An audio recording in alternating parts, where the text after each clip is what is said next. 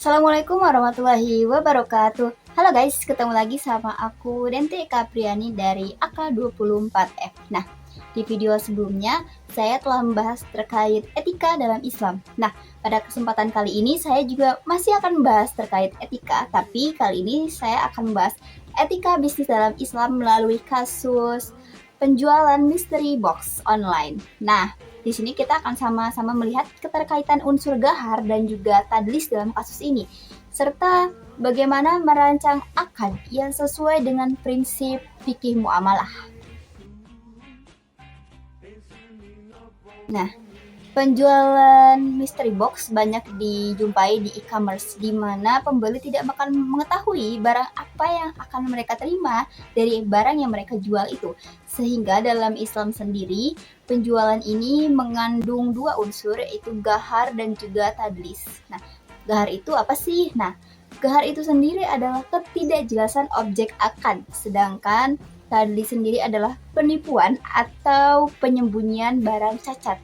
Sehingga Rasulullah SAW sangat melarang jual beli yang mengandung unsur gahar karena dapat menimbulkan perselisihan ataupun ketidakadilan.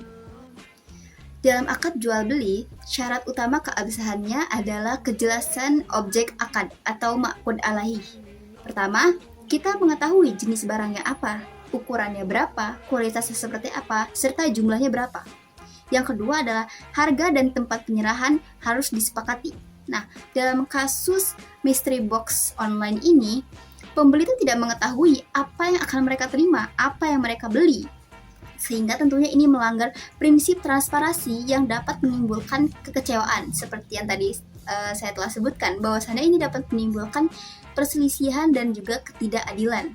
Nah, sehingga namun apabila sebelumnya telah dijelaskan secara umum terkait dengan mystery box-nya, semisal isi mystery box ini adalah satu produk acak dari merek X senilai 100.000, maka unsur gaharnya dapat berkurang dan ini bisa menjadi sah. Nah, lalu bagaimana cara menghindari gahar dan tadlisnya itu sendiri? Nah, untuk menghindari gahar dan tadlis, akad dapat didesain dengan beberapa ketentuan. Misalnya, kita menentukan spesifikasi barang. Nah, kita menentukan kategori barang. Misalnya, dari merek apa, ukurannya berapa, atau jumlahnya berapa, gitu.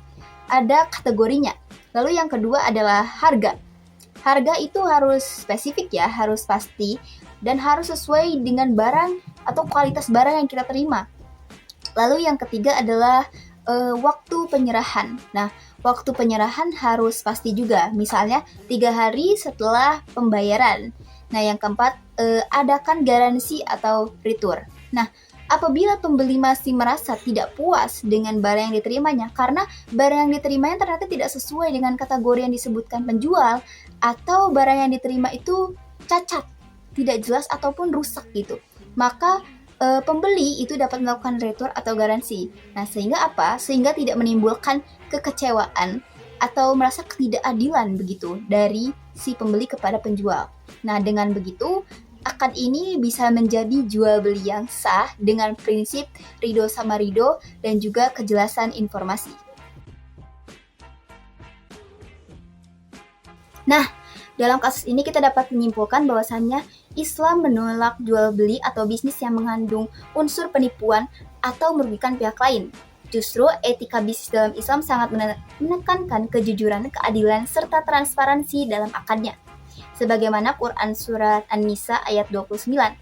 Bismillahirrahmanirrahim.